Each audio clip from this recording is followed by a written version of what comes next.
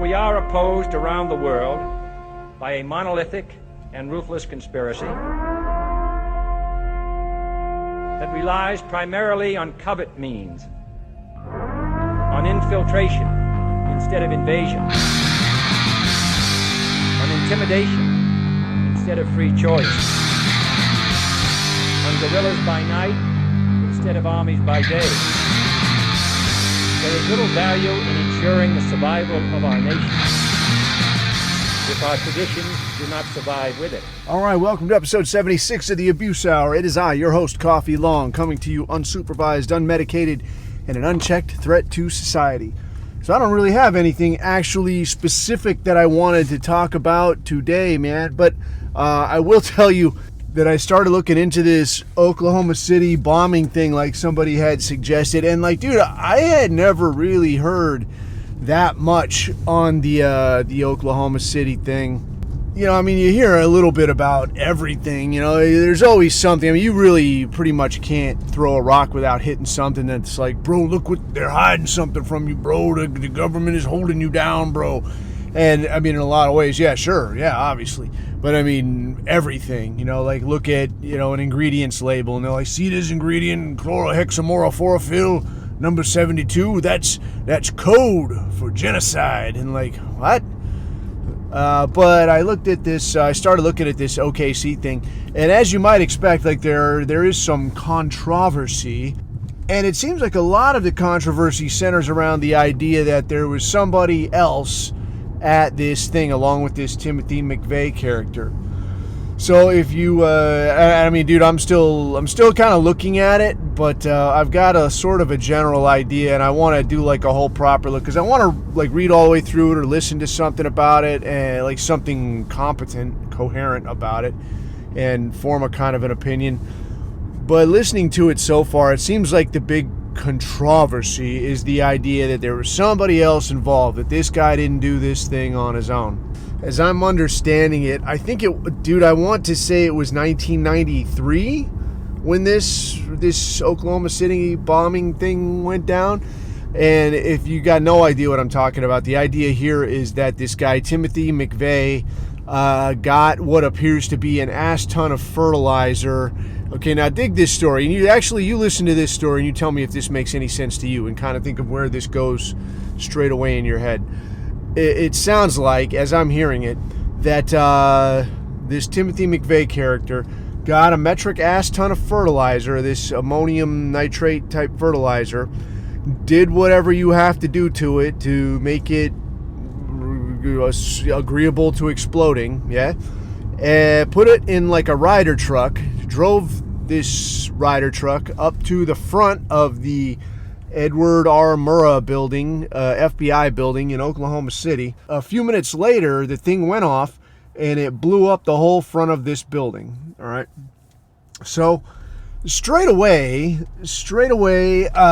my suspicion is that you just parked a truck outside a building and it blew up the whole front of the building. Like, this to me already is kind of a shitty story. Like, usually that's like, you know, you got to have like a pretty legit explosive for a thing to like really tear something up just, you know, sitting next to it anyways, you know, because that explosion is like half of the energy is going the other way, like going away from the thing. So if there's a way you could get this thing in there, right, that's just going to work infinitely better. As I am understanding it, this was on a Monday, and I don't know if it was a holiday, I don't know if it was a day off, whatever, but I guess a whole gaggle of agents testified that, yeah, dude, we all got called and said, yeah, man, don't come to work today. Some of you guys are cool, just don't come to the building today, you know? So I don't know, was there a holiday? Was it a scheduled day off? But the fact that it aligns pretty closely with, it aligns exactly with this guy doing this attack, that, I mean, it's pretty dodgy to me. Like, oh wow, what a coincidence, what another coincidence. Every time, that's the thing, I guess, is the coincidences.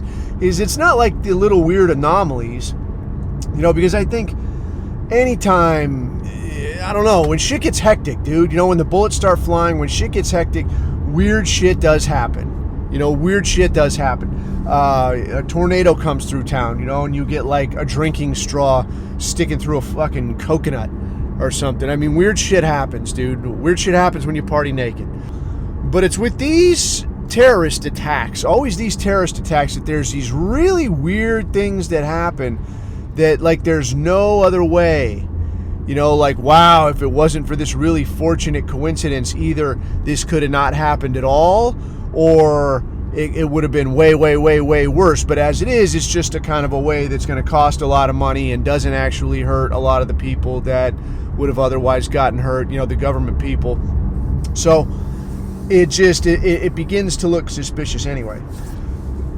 So along with this, and again, this is not my deep dive on this thing. This is like just a cursory look.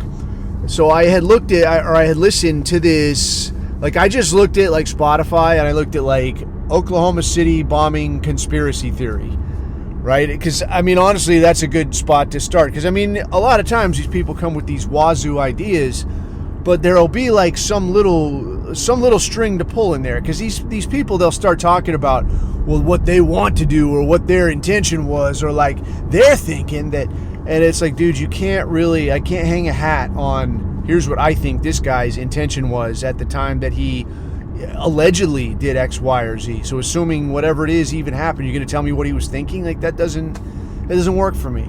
But so I get on here and I'm looking for a conspiracy theory, based podcast on Oklahoma City bombing, and I find this one called Low Value Mail, the Low Value Mail podcast, which already sounds cucky and weak anyway. But I'm like, whatever, dude. It was like an hour and a half or so, and it's like, today we interview the foremost expert on. I'm like, all right, whatever, man. I'll listen to it. I mean, for crying out loud, look at the name of my podcast. Who's kidding who here, right? But I get on there and I'm listening to this guy. And this guy is talking about, he's like the foremost expert, and he's rattling off like lots of names, lots of places, lots of, this guy interviewed that guy, and later this guy would say that I would never kill myself, but then he kills himself. And this guy, like, he had a lot of, I guess, useful information insofar as he's talking about, like, these specific people. There was some guy, what was he doing? He was like driving a truck, a delivery truck, some kind of thing. And he was driving right in front of this building. And I guess this Timothy McVeigh character and one other guy with him, according to this guy, goes running into the street right in front of him, across the street from the building, like they're leaving the building. So it's like, and this guy put it out several times. They're like, yeah, man, I saw two guys, and one of them looked like this guy. And he gave a description of the other guy. And then I guess, what was it, when the guy, McVeigh, went to like rent the truck or to get something done to the truck, some kind of thing, that when he showed up, they recognized the guy and like, yeah, that was the guy that was here. And he had another guy with him and he looked like this. And their description matched the same description as this guy, saying that like, yeah, him and another guy ran in front of my truck, after they dropped this thing off at the building. So there's all these people saying like, yeah, dude, this guy had another guy with him. But then they're insisting, they're like, no, there's no other guy. Like, the FBI is running on and on. And apparently, according to this dude anyway, is following up with all these witnesses and coming back around and saying like, yeah, there was no other guy, right? I think you're probably confusing it with like some other guy that was there like the day before. And all of them are like, no, dude, there was two guys. And he looked like this and he was doing this, that, and the other. No, it was probably somebody else, dude. It was probably not anybody. So it looks like, what it sounds like was all the news, all the stuff was like, be on the lookout for two dudes. One dude looks like Timothy McVeigh, another guy looks like some guy. So they're all talking about there's two guys. And then as they start wrapping this thing up, they're like, yeah, no, there's not two guys, there's only one guy. And everybody's like, no, there's two guys. But the FBI is like, no, one guy. There's one fucking guy.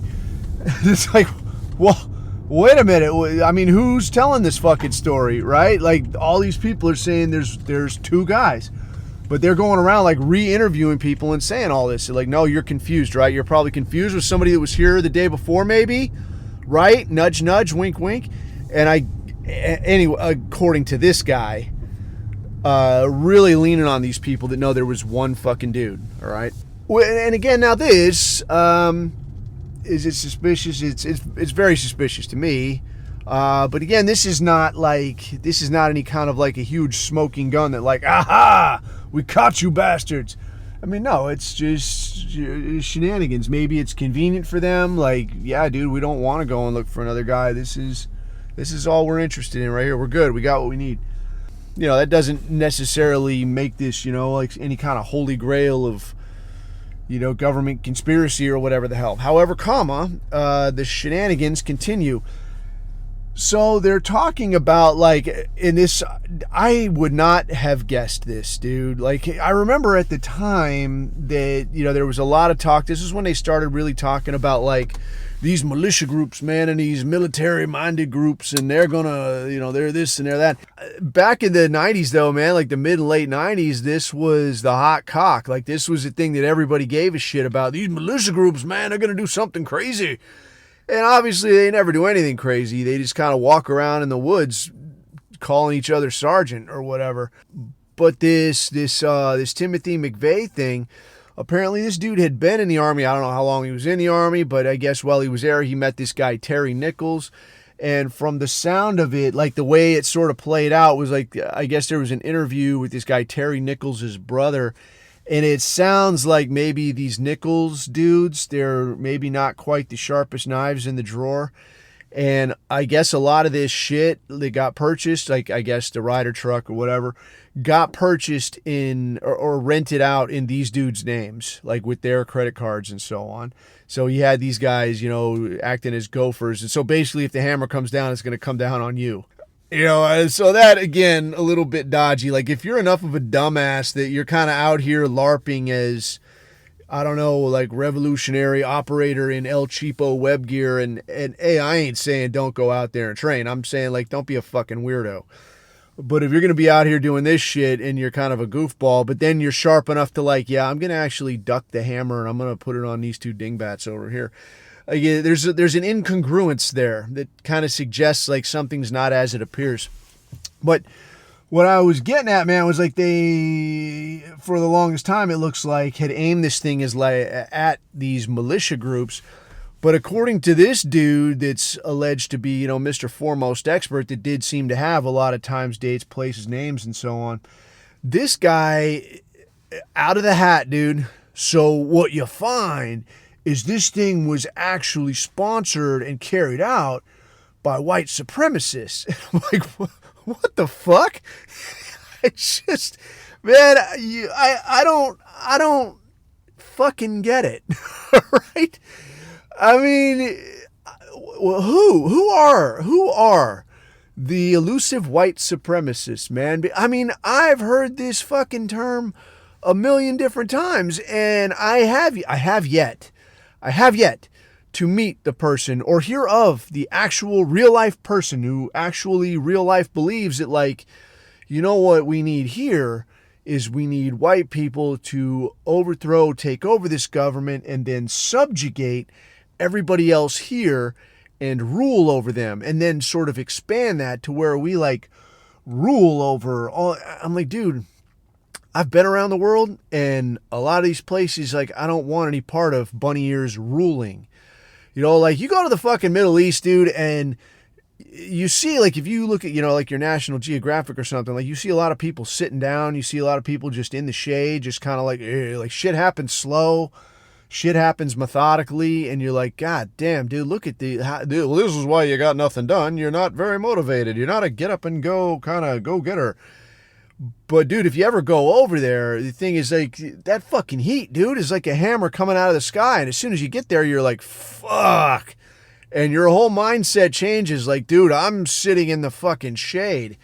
And then you start thinking that, like, it's a fucking miracle these people can even stay alive. Stay alive, let alone get anything built, dude. So I'm like, rule over a place. I got no interest in this. You can fucking have it, dude. Like, knock yourself out, and however you figure out to get down the road, however you figure out to get your mud hut built, more fucking power to you, friend. Knock yourself out. I don't want any interest in that. All right. So, I mean, every legitimate person I've met is more like, hey, we let you do your thing. Why don't you leave us the fuck alone? Let us do our thing. But, the Tiny Hat Club can't do that. But I have yet to meet or talk to or hear of any legitimate organization that's like a bunny ears white terrorist organization. Like it's not a fucking thing so far as I've ever been aware. But this guy, you know, to sort of throw some cherries on top, first this guy starts referencing Atomwaffen, which we already know. I mean, that cat has been out of the bag. That cat has been bagless for years now. That like, yeah, dude, this is like a honeypot retard bait organization where like incels come in and inmates come out, I guess. And I mean, I don't know if what was it, dude? There's some talk to somebody, and I can't keep track. I can't keep track of who's feeding who anymore. But there was a thing where like this Atomwaffen channel or group or something had allegedly put out some video that was like super high quality production. And then I guess some people, like actual normal people that had started this Atomwaffen thing, apparently mostly is kind of a LARP, you know, hangout, fuck around club type thing. They were like, well, yeah, that's our logo and stuff, but I don't know who any of these people are, and we didn't make this video. Like, this is super high quality. Like, I'm sorry, I don't know how to do this. And so it's like, where did this come from? Then it turns out like, oh yeah, there's a little bit of Fed sponsorship. It's the Quantico chapter that put this one out, you know. And then they were talking about, this guy was talking about, it wasn't the order, it was something else, man. It was like this the arm and sword of the Lord, or some kind of weird shit. But some kind of thing that was alleged to be like, again, like just some real weird LARPy shit, like shit that's no one's ever heard of. Everybody's like, who the hell are these people? Well, so he's talking about this. So he talked about the Atomwaffen thing, and then some other organization that I think I heard of like once, like Arm and Sword of the Lord, or some kind of weirdness. Like one of those deals where you're like, this is stupid and obvious. Like, I'm not going anywhere near this. But then the cherry on top though was that like, but he's talking about some compound somewhere where they've got some guy named Andrew or Andy something, Andy Strausshammer or Straussfehler or Straussgrabler, I don't fucking know. But a German national who was alleged to have, you know, ties to a racist, white supremacist organization, a hate organization. And surprise, surprise, the guy turns out to be a bunny ears Hebrew linguist, he says. Oh yeah, so you're a Hebrew linguist. Again, like not a Yiddish linguist. He's from Deutschland, but he's a Hebrew linguist. Dude, I'm in a parking lot right now, like on my way to get a workout, man, and I'm parked here, and there's a guy, this dude in this fucking Ford Ranger with a crippled tag in his window, just pulled up and like parked in like legit 3 different parking spaces. Like, how did you even do this? It's amazing. It's incredible to work here. It's incredible. Amazing stuff. Anyway, so he's talking about this guy, this Andy something, Andy Deutschland, and he turns out to be a Hebrew linguist. And he's at this thing, but the way the guy says it is like, yeah, you know, he was a Hebrew linguist, and there's some rumors that he may have been an Israeli citizen, obviously undercover. Like, oh yeah, obviously undercover. And just this whole vibe to it, man. This is what sort of has given me like, what's the word for it, man? Like an initial conclusion. And my kind of take on this is, so far, you know, I mean, I want to look and see some more stuff, but this is kind of where I'm headed right now, is that that you're talking about like, oh yeah, there was these feds involved, and it was this, you know, organization that we know has got some federal dollars backing it, you know, getting a little boost, and then there's this guy that's Hebrew national over here. And I'm inclined to think that this is less of a situation where like these people are like the fly in the ointment, like they're worming their way in and they're cutting it real smooth and like they're getting in there and doing shit. It's less that than it is that like, this is just what the organization is, man. This is their organization. This is something they stood up. And I mean, if we've seen nothing else, dude, we've seen the same hoof prints again and again and again, right? We've seen the thing where like the government will do rotten shit to the people it's meant to serve, right? They'll blow shit up. They'll cause little fights. They'll stand up groups that don't exist to give you an impression about a certain kind of a thing. They'll blow up. This is the other one that really kind of caught my eye, is that it's the fucking property. Like, you know, and I'm not trying to Fed post here. I'm saying if I wanted to attack or I wanted to damage an organization or a group of people or something, I want to do damage. What do I fucking do, man? I attack the actual thing. All right, so if I wanted to hinder shipping, right, I would go blow up the train tracks, right? I wouldn't, I don't know what, man. I don't know, like blow up the roads that the engineer takes to get to work. Like that would be kind of convoluted and stupid, wouldn't it? So like if you wanted to attack, I don't know, a government organization or I don't know what, a bureau. I don't even know what the guy was meant to be attacking here. It would seem logical, like why blow up the fucking building? Like I'm mad at, I'm mad at the Houston Oilers, so I'm going to blow up the parking lot at their stadium. Like what the fuck? Like no, the smart money seems like you would go after the actual people, right? I mean, you only go after stuff, to the degree that it would serve those people. Like if you were in the military, maybe you blow up trucks or you attack, ships or the ways that they get their food here or there, or their infrastructure, insofar as like you actually need this shit. Like you blow up the chow hall, you blow up the barracks. Now you're in bad shape, but it doesn't stop there. Like it just weakens them. So now they're easier to fight, but you still have to actually fight them. If you're going to basically sucker punch somebody, which is what a terrorist attack, you would seem like that's what this is. Like you're coming out of nowhere, right, to hit somebody, hit something that they care about. You're out here picking a fight. Like you've got a sucker punch, in your pocket. Why would you punch somebody like in the ass? Like I don't understand. Like you get a free shot, like and punch somebody in the ass. You get a free shot, like there I blew up an empty building, part of an empty building.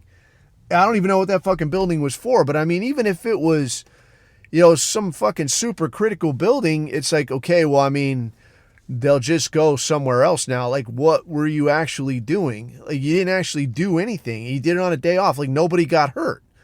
So that to me, like, already stinks to high heaven. Like, this doesn't make any fucking sense. But kind of the big cherry on top, like the big indicator to me was this idea that there's all these people that have been identified as like, well, yeah, well, this guy's Jewish. This guy was actually a Fed. This guy was an informant. And all these people are fucking dirty.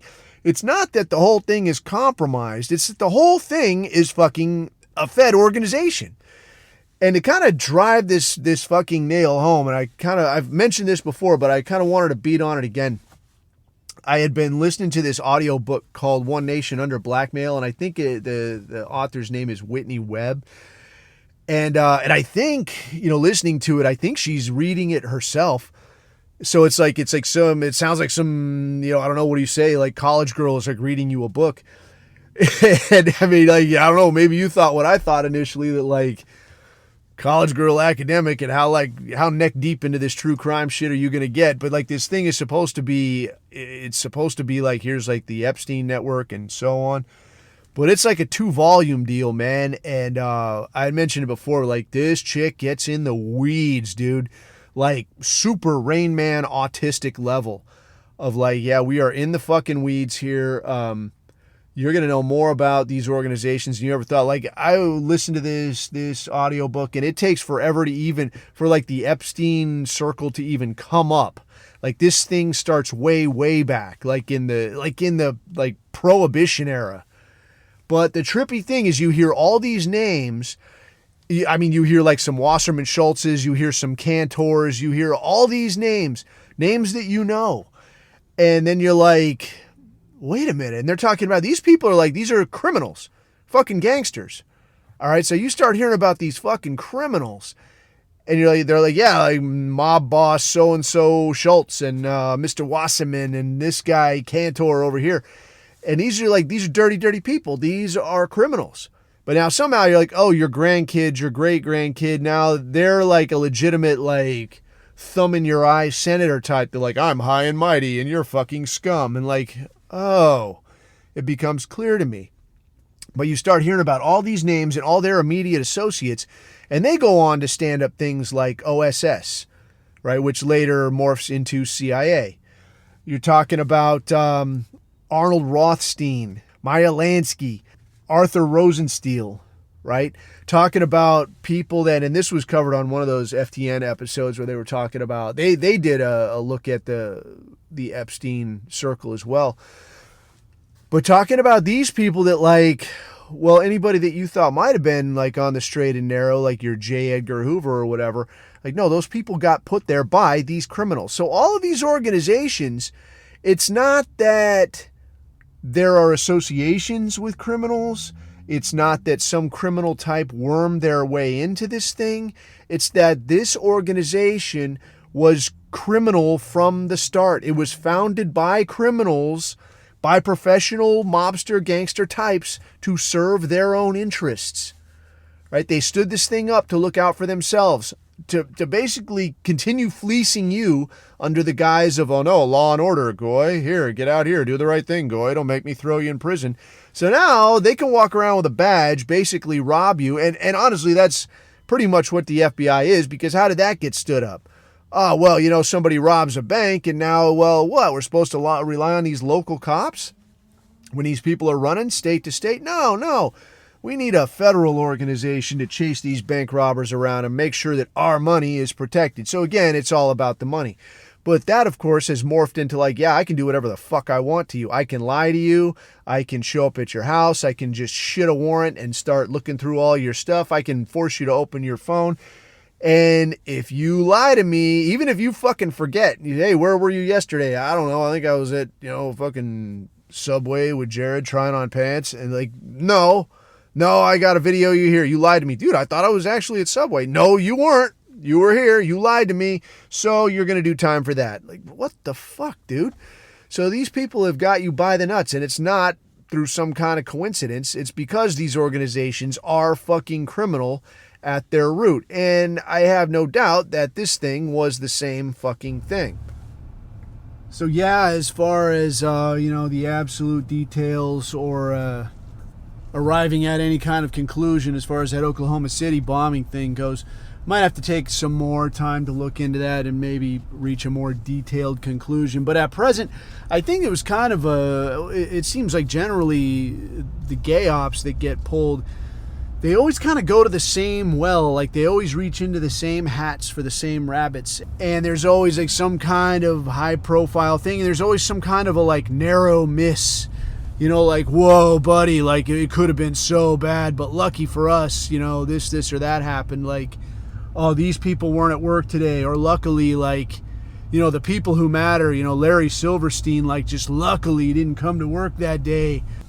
What was it, Flight 93, luckily, got shot down or forced down or whatever and didn't crash into the Capitol building or whatever, but luckily, like the finance office at the Pentagon got blown up and no Israelis were harmed in the downing of towers 1, 2, and 7.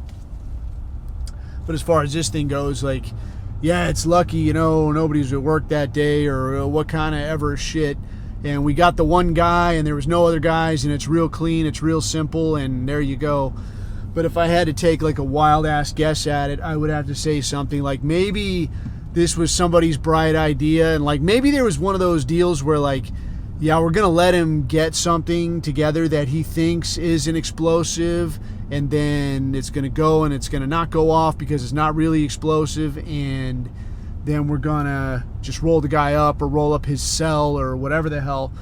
But then somebody got in there and got their fingers into it, and now suddenly the stuff that was not supposed to be explosive suddenly is, and now the thing that, wasn't supposed to go off, maybe, they gave it a little boost, right? Instead of just, I don't know,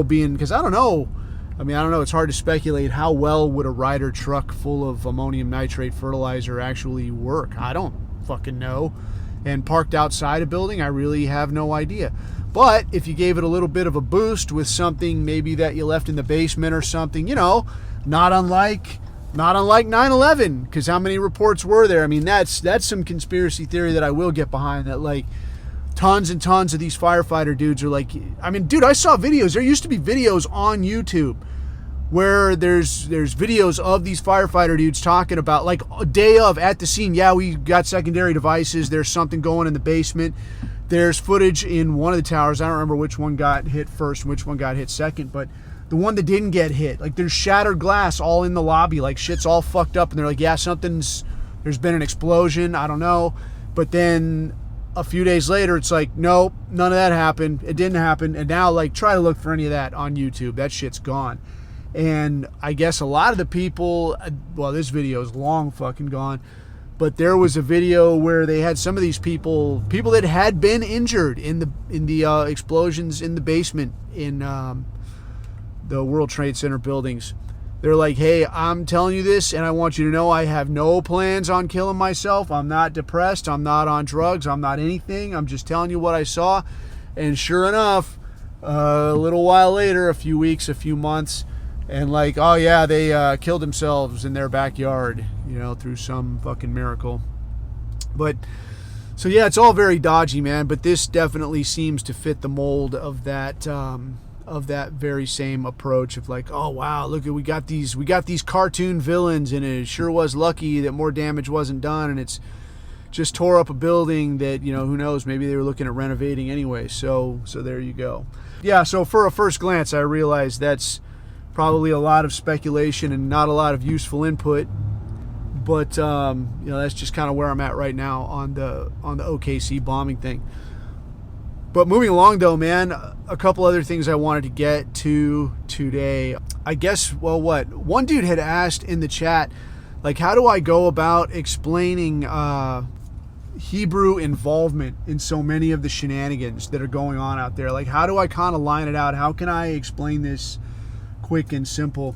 I wanted to get to that, and then another dude just today had asked for some input on basic marksmanship skills, like basic weapons handling skills, and trying to find like YouTube stuff and this kind of thing. So, I mean, again, like I know I said, like, hey man, let's like cut down on the gun posting and this kind of shit, but I think this is really just some really basic shit, man. I'm not telling anybody to do anything, and if somebody wants to give me a hard time over like, yeah bro, you can't talk about that, bro, like, yeah, come on, man. I'm not saying anything controversial here. I'm just talking about some basic skill set type issues. I'm not suggesting anything untoward. Before I get to any of that stuff, man, some of the stuff I wanted to hit on, that's like some of these current event type deals, because there's a lot of stuff going on. The stuff I saw this morning, some stuff that I just put in the chat, was stuff like a lot of these protests, a lot of these drum circle blue hair protests and shit that are going on at like UCLA and Columbia was the primary places that I saw this stuff going on. And I thought this warranted discussion for a couple of reasons.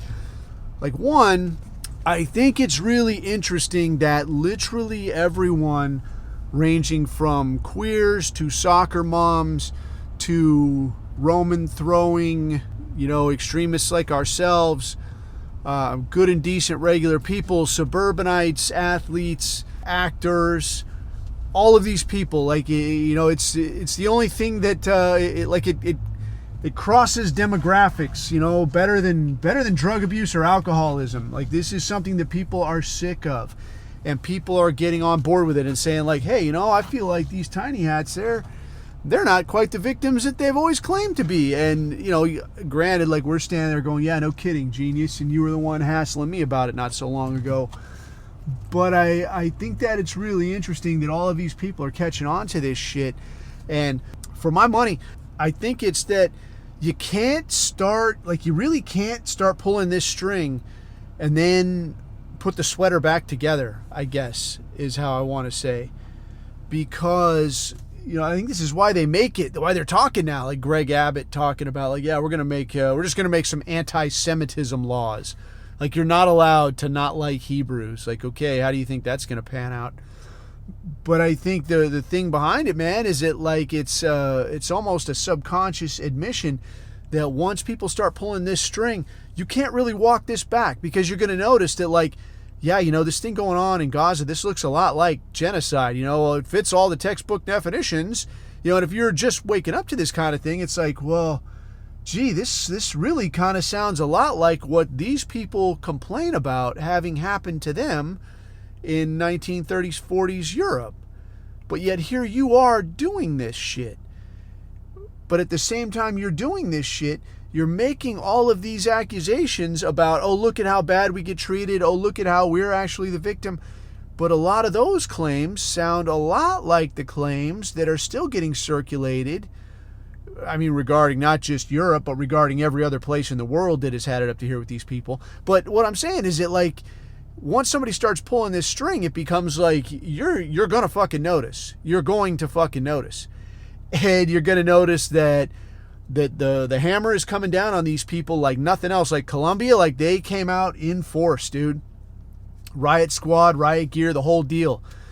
Smashing cats and taking these blue hairs away. And hey, man, like I say, I'm no fan of blue hairs, but I think this kind of circles back to some of these discussions that have gone on about, well, why do I got to support Palestine, man? I ain't Palestinian. I don't give a shit about those people. Dude, I don't particularly give a shit about them either. And some of these conservative arguments, like honestly, I think the conservative, bunny ears conservatives, these are the people that are honestly late to this fucking party. You know, because their only real fucking excuse is like, one, these people, this Christian Zionist thing of like, bro, God's chosen. Like, if you're worshiping a God that says to you, I like those guys over there, they're going to treat you like shit, but I want you to do them solid anyway because I prefer them, find yourself a new God. All right, I'm not one to go with the religious infighting thing, like any of the, you know, screwball factions or people that say stuff that sounds a little bit wonky or whatever. I'm not going to come at you, man. I'm usually not the guy for that. But in this instance, I'm going to say that, like, dude, if your God demands that you hand over your country, your society, the future of your children to this alien race that absolutely hates you and says, plain and simple, they want you dead and eradicated, get yourself a new God. Okay? It's time to go God shopping. But you look at this shit that's going on over there. I mean, I think it's pretty wild, man, that like 2020, it was the song and dance about fiery, but mostly peaceful protests. And we're all familiar with that. I think that's been beaten to death in our circles. Everybody knows the deal there. That, you know, basically when it was blacks that were upset, the system was willing to stand by and say, well, it's not that big of a deal, you know, come on, man. And they kind of have a reason to be angry. And, you know, for whatever you want to say about blacks, dude, my gripe here is not actually in reference to blacks. They're just kind of a bystander. They're honestly just kind of at the party. They're not the ones making this shit happen. I feel pretty sure that it's not black people making any sort of a decision on like, yeah, I want the cops to not hassle us. On these occasions, I want cops to crack down on people. On those occasions, black people have no real say in that. I feel pretty fucking sure. But who does have a say? I think that raises the real question here. Like, I listened to, I can't remember if somebody had posted it in the chat here, if I had seen it somewhere else, like the latest Black Pilled episode with Devin Stack. Like, the guy he gets angry. I love it, dude. It's good stuff. He's got some good cat action happening there. But he had a good episode this last time around. He was talking about breeding, like selective breeding, and he was calling it unnatural selection. I think that's really the perfect term for it, where he's talking about how he works as a beekeeper and that, you know, for the bee populations that can't behave and they want to be a pain in the ass and they don't want to cooperate and do what they're supposed to do as bees, he's like, I'll just eradicate these fuckers, right? They don't do what I want them to do. So wherein, you know, in nature, maybe a certain kind of bee would, you know, I don't know, the ecosystem would balance out or it would favor this sort of bee over that sort of bee. In this case, he is the arbiter of what kind of bee gets to stay alive and procreate. He talks about a study that went on in Russia during the communist period with different kind of foxes and breeding of foxes and kind of evolving foxes for certain traits and behaviors and some of the kind of effects of that. But what we're seeing here, and the point he was making, is the same thing that we see. That there is a hand at work, a hidden hand, if you will, and this hidden hand has made it so that some segments of our population at some times get a very free rein to do whatever they want. They have access to resources. They have latitude to behave whatever kind of way offers them an advantage. And this is what we saw with minority communities for sure during 2020 and the Dirty Black Summer, that whole thing. But what we're seeing now is that same hidden hand is very much constricting and restricting freedom and movement and all of this kind of shit when it is Israel that is under the gun. So when you're talking about like, I hate whitey, fuck whitey, get rid of these white people, these white oppressors, these colonizers, this kind of shit, then it was like, you'll have cops taking a knee, right? You'll have the entire government taking a knee and calling off, work. We're going to all get together and we're going to show some appreciation and we're going to try to recognize our white privilege. But when it's a hippie drum circle talking about, these Israelis, man, I think maybe what they're doing isn't that cool. Fucking riot cops, cracking fucking heads. That's what you get then. So the question of like, where is that hidden hand? And that's what the thing Devin Stack was getting at. And he was talking about that Dutch woman, that honestly pretty good looking Dutch woman that was giving a talk. And I don't know where it was, but she was up there in front of the crowd talking about, hey, what do you see in Europe? What do you see in Rotterdam? What do you see in London? What are you seeing in Ireland? You're seeing the native population being pushed out, being made a minority in the societies that they built, right? And it's not cool. But she keeps talking about the elites, the wealthy, the internationale clique, right? But she never names them. And that's what the thing that Devin Stack was getting to. Who are you talking about exactly? Who are these people that are making this happen? Who are these elites? Who are these globalists? It's the globalists. They basically control the world. Intergalactic demons, interdimensional, antichrist. But it's a good question, and the reason that so many people, I think, who have any kind of anything to lose aren't saying anything is because what you see right there, when you look at this Columbia, when you look at this UCLA, when you look at, like, these are just hippies, man. They're just fucking hippies. Like, this is this not what college kids do? I mean, this joke has been fucking around forever, dude. Like, can you point out Ukraine on a map? Right? Oh, we got to help the starving kids in Ethiopia. Can you find Ethiopia on a map? Name one Ethiopian. Right? It's been a joke for fucking ever. But now it's the same thing. And like, somebody was telling me this morning, dude, about like a total normie. And like an absolute normie. Like, I have sort of hinted at working on this guy, and this guy is like, he's not fucking having it. I mean, I think he's just too normified. Like, it's just not there for him, like he doesn't have the software to do this. When we come to power, he'll be a guy that just gets swept up and he'll just go along. So I guess this is what we're doing. But other than that, man, he doesn't have the software for it. But he's telling me this morning about these stupid college kids, man. I was listening to Joe Rogan. You ever listen to Joe Rogan? I'm like, no, I don't listen to fucking Joe Rogan and his oh so entertaining cast of Hebrew comedians and MMA dudes. Like, no, I don't waste my time with that horse shit. But no, please tell me what you're talking about. He's telling me he's got, some comedian dudes on there who have been going around talking to some of these people at these protests, and they've got this river to the sea thing going, and they're like, river, what river, bro? What sea? Do you even know, bro? Bro, I bet you don't even know. Like, what river to sea? What are you talking about? Do you even know? And it's like, yeah, no, they probably don't fucking know. They don't fucking have any idea. Fucking spoiler, they've never had any idea. You're late to the fucking party. Guy, pal, dumb fuck. Nobody's ever fucking known. The college kids never know what the fuck they're talking about. But I do think as well that just like we know the college kids never know what the fuck they're talking about, I think there's also this thing where everybody knows that everybody is pretty much sick of fucking protests. And this is, dude, I think this is a pretty easy gay op to get your head around. That everybody knows that everybody's sick of the fucking protests. Everybody's sick of the bullshit. Nobody likes hippies. Nobody likes college kids. Everybody hates drum circles. So when they go, man, we got to do something, to get the eye off Israel. Like, how do we cut down on this Israel criticism? I know. Get the hippies to go after it. Get the hippies to protest it. So if you get a bunch of dumb fucks out there going, Israel, what the fuck, bro? I fucking hate Israel. Everybody's going to go, you know what? I hate fucking protesters. Shut the fuck up. Whatever you're against, I'm probably for. Oh, you're against Israel? Now I'm for Israel. Even though the person saying that probably can't get any closer to finding the West Bank on a map than these fucking college kids. That's the way it's going to fucking go.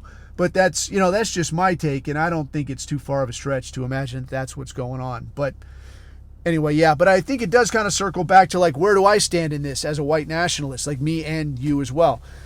Because I've heard, all the talk about, like, why should I fucking support Palestine? Bro, I ain't saying fucking support Palestine.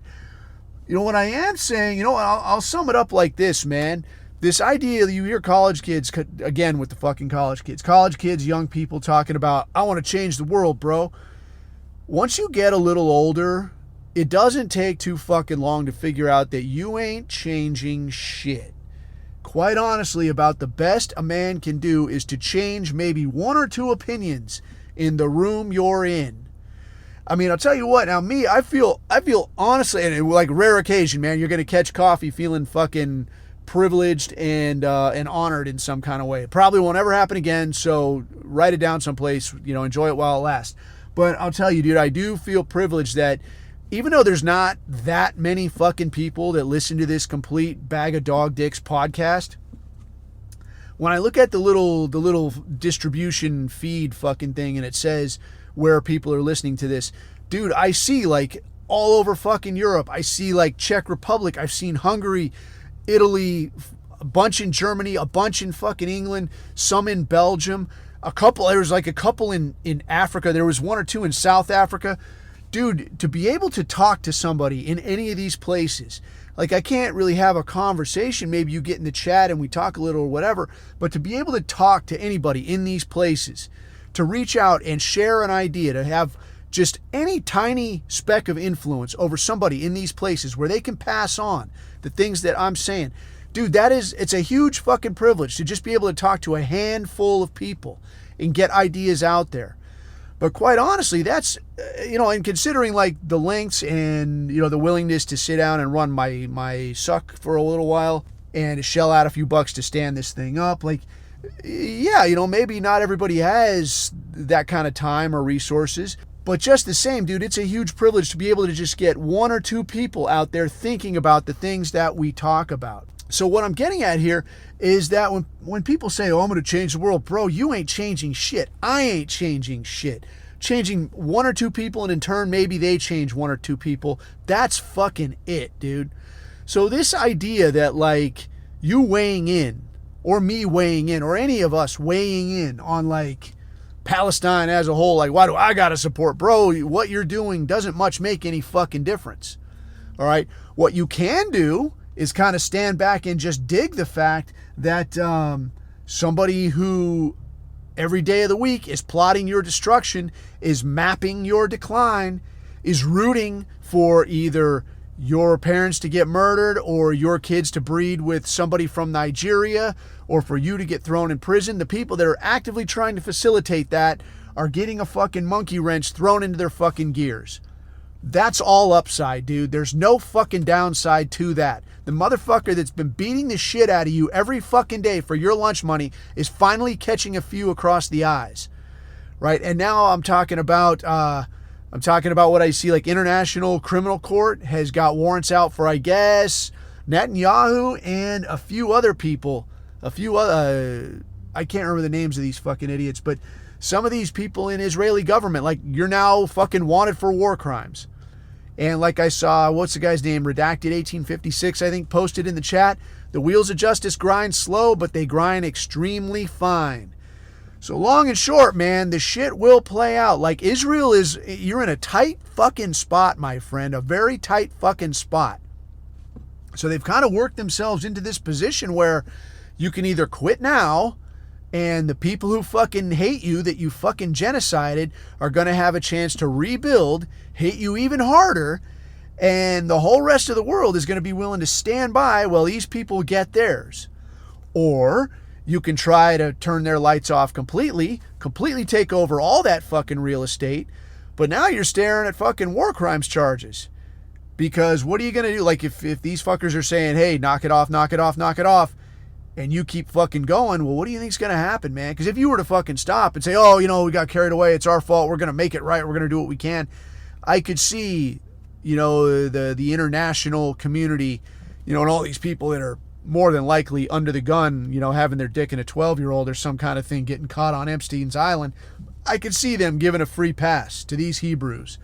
And like, yeah, okay, well, just don't do it again, bro. Like, next time you do a genocide, bro, I'm gonna be super pissed. Like, I won't stand for it, bro. I could see that happening.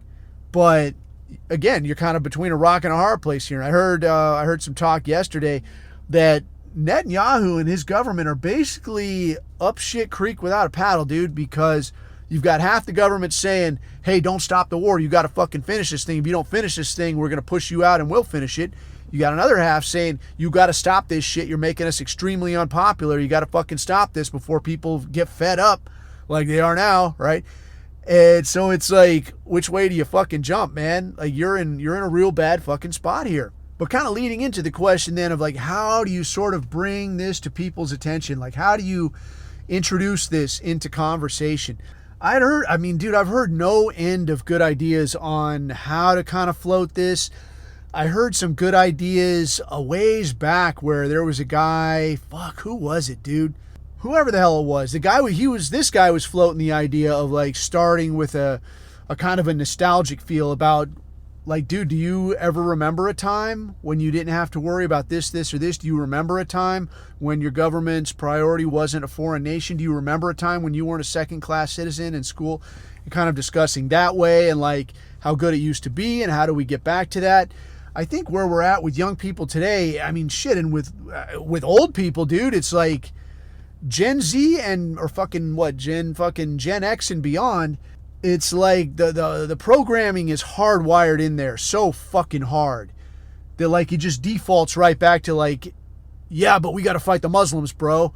And like, yeah, dude, I'm no fan of Muslims, man, but like you clear out these places where these people are from, get that shit straightened out, you can send them fucking back there and they'll leave you the fuck alone because they're only coming over here because Shlomo is paying to ship them over here. Right? But every time you try to talk about that, it's no, we got to fight the jihadis, bro. Got to fight the jihadis. And I'm like, okay, well, whatever, man. They're not going to get off that fucking page. But younger people, I don't think there's really a way that they can remember back to a time. I mean, dude, I can remember back to a time when elementary schools in Southern California were predominantly white, right? Because I went to them. And like you look around and there's like blonde kids running around. You don't have to worry about there's not a metal detector at high school, this kind of shit. You weren't getting force-fed like you're a bad person, you're descended from bad people, your sort needs to be eradicated, this kind of shit. You weren't getting that pushed down your fucking neck. Now that's like de rigueur. So it's impossible to have anybody remember when it wasn't like this because it's always fucking been like this, as far as these people know. America's always fucking been at war. You've always been the problem. Tyrone always pairs naturally with blonde-haired Susie over there, right? That's what gets shoved down your fucking throat. So trying to harken back in any sort of way, it's like a lost cause. So how do you do this then? Dude, I honestly think, and I'd mentioned this a little bit on a previous episode, but I honestly think it's sort of situation dependent. Like, what are people talking about? Like the person you're talking to, what are they talking about? And I think just like the meme says, dude, every single time, any problem you find, you dig deep enough, you're going to find a set of side-locked rubbing hands in there, right? Neck deep in the middle of it, right? Whatever the fuck it is, whether it's financial, whether it's academic, whether it's on the business side, whether it's in government, whether it's in media, entertainment, any of this stuff, dude. You find a fucking problem, you keep digging, and you're going to find him right there at the bottom, pulling the fucking strings. Hey, what are you doing in here, Goy? You're not supposed to be in here. You're going to fucking find him, man. So I think in that way, it depends. Like you talk to whoever you're talking to, like what's their gripe, dude? Is it my economy? Is it these college kids? Is it all the wars? Forever wars. What's the complaint? Get them to talk a little bit about that. And now I think for my money, there's a lot to be gained out of this who, like exactly fucking who, because there's a lot of like you're hearing these euphemisms, the globalists, the bankers, the politicians. But I mean, information is so available anymore that ain't fucking good enough. All right. Like in the 80s or 90s, you could say the politicians. If somebody says, I work in DC, you can pretty much know that like that person, if not that person, then one step away from that person is part of the fucking problem, where they haven't got the sense to fucking behave. They're taking that money they shouldn't take. They've been going to them parties they shouldn't go to, being photographed doing shit they shouldn't do. And when all is said and done, you could say the politicians, and it's pretty straight fucking forward. But now information is so available, you could say, well, who exactly?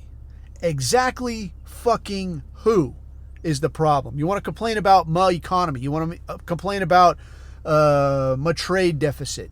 You want to complain that you can't get a Hilux in the States. I'll complain about that shit.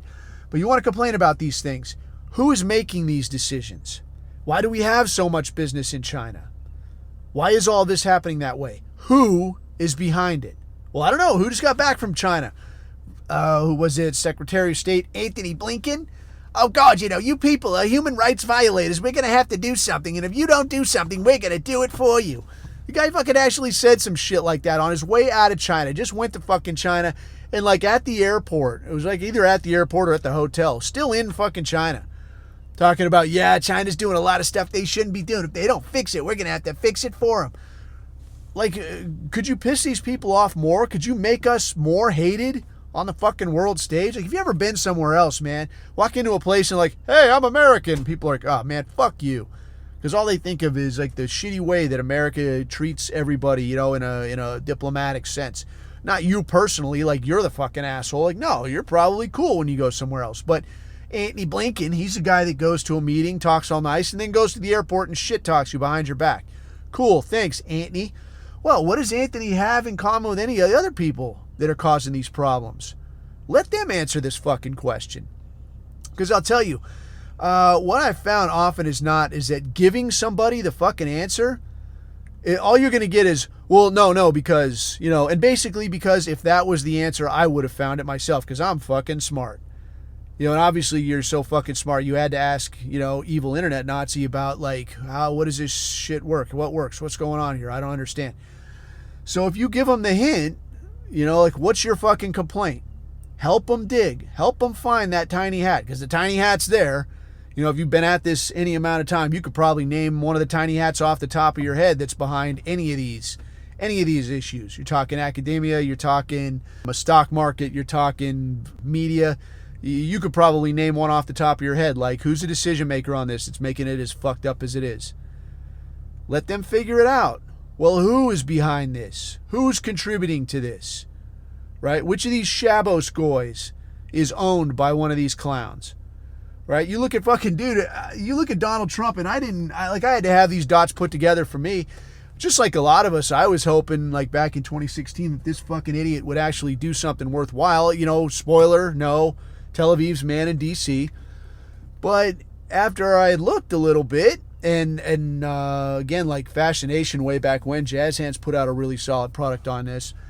That dude, fucking Donald Trump, like what's his connection? Yeah, he ain't a Hebrew. But what's his connection? Well, all of his kids are married off to Hebrews. Who was his mentor? Roy Cohn, big fan of young kids in New York, gay dude that sat at the right hand of Joseph McCarthy during the famed McCarthy hearings, Red Scare, that whole thing. Convinced people that what they were actually after was communists. When no, man, all we're really trying to do here is get a stranglehold on this thing so we can kind of take power and be in charge of shit, for as long as we want. Well, who else was fucking protege of Roy Cohn? Oh, Jeffrey Epstein. Oh, did Jeffrey Epstein know Donald Trump? Yeah, I introduced his wife to him. Oh, weird. What a fucking coincidence. See, it don't take that fucking long, man. So again, like, case by case, what's your fucking problem? Where's the tiny hat in the woodpile? Steer them onto that, but let them figure it out themselves. Because at this point, man, I gotta feel like if somebody is sitting there scratching their head, because imagine being a normie and not having any idea about how any of this shit works. And like, yeah, I don't know. I don't understand. And somebody comes to you like, look, here's a very, very clear line of relationships, a very clear set of connections between these people and these decisions and these consequences that have got the dildo of consequence, shredding the asshole of society. That's what you get, man. But when it's all very clearly lined out, and you present it for them, a lot of times still these normies are just going to be like, I don't know. I'm not sure. Okay, don't be sure. Don't be fucking sure. I just wasted my whole fucking time. But if you kind of give them a few tips, let them work it out themselves, then eventually, I think maybe a lot of them end up where a lot of these college kids have ended up with like, hey, you know what? I think maybe these sidelock enthusiasts might be behind a lot of this. Oh, do you think so? Good work. Good work. So to kind of wrap it up, dude, I wanted to hit a couple things on one of the questions that came up in the chat as far as marksmanship basics, or, you know, rifleman basics, if you will. Because, I mean, marksmanship, like, this is like basic marksmanship, basic sighting in. I think if you Google some of these things, fucking YouTube search some of these things, and you're looking at like basic tactical X, you know, like basic tactical reload, basic tactical marksmanship. I think if you search for it that way, you'll probably get some good results. I would recommend looking at, you know, some of the more recognized names, I guess, like your Garand Thumb type guys. Like some of these guys that actually have, you know, some cred, I guess, some clout. They could say like, yeah, this guy actually knows what the fuck he's talking about. Because a lot of this shit, you know, if you go out there yourself, you got, you know, say your rifle or your pistol or whatever, and you go out there, just like a lot of things, you go out there and mess around with it long enough, you're going to figure a lot of this out. You know, it's pretty straightforward. You know, it's not that difficult to figure out. You know, you do enough reloads, you do enough sight in, you're going to be like, okay, if I've got this like this and that like that, then here's the result I get. You know, not that complicated. But, you know, to make it efficient and save you some time, and to not get steered off into the weeds by a kook, you know, by somebody that's going to give you some kind of wazoo fucking instruction that's like, what? That's not how any of this works. You know, you don't want that. So in order to avoid that, you know, stick with some of these guys that are better known. And then don't be, man, how can I say, don't be distracted. Okay, like the dude asking this, right? And I can't remember who it was, dude, I'm sorry. But the dude that was asking this was talking about how his background, his experience, what he brings to the table was a lot of like the fighting arts, like MMA type shit, grappling type shit. So by way of comparison to that, like if you get on YouTube and you start looking up, you know, any kind of grappling techniques, jiu-jitsu techniques, you're going to get all this wazoo shit, right? You're going to get these crazy low percentage techniques that are like, yeah, if you have an ass ton of training and you spend a whole lot of time on just this, then you're going to be able to hit this technique once in a rare while. Instead of that, man, like, don't be distracted by that kind of stuff. Look for the basic stuff. Just like fighting, what you're looking for is efficiency. You're looking for the stuff that you can do when you're frazzled and you're freaked the fuck out. And, you know, like much more than fighting, you know, if you're in a fist fight, dude, like if you've got some experience with that, like you can settle in pretty quick. Like, oh shit, I'm fighting. But the guy swinging at you, probably he's got less experience than you if you've got any training at all. Because most people don't have any experience. They just assume they could fight, right? But being shot at is much different. Like the first time I ever got shot at, I had been training on that shit for over a decade. And you get shot at and you're like, what the fuck? Like you freak the fuck out. You go deaf, fucking the world goes to slow motion. It's very fucking weird. So don't approach it that way. You know, where you're looking at these very complicated, very time intensive techniques that like you're probably not going to be able to hit anyway. Look for the basic shit that offers you some economy of movement. That is what you want. The stuff that you need to be looking for, I will say look for basic sight in, and look for something that can, like, start with iron sights, dude. Don't spend your life on it, but understand the idea of how a sight in works. Like, how is this functioning? What is making this do this? Right? Because when you understand that, it's going to make it a whole lot easier for you to put an optic on and then get some success. Because what you don't want is you go straight to optic and you're like, I don't understand why this is doing what it does.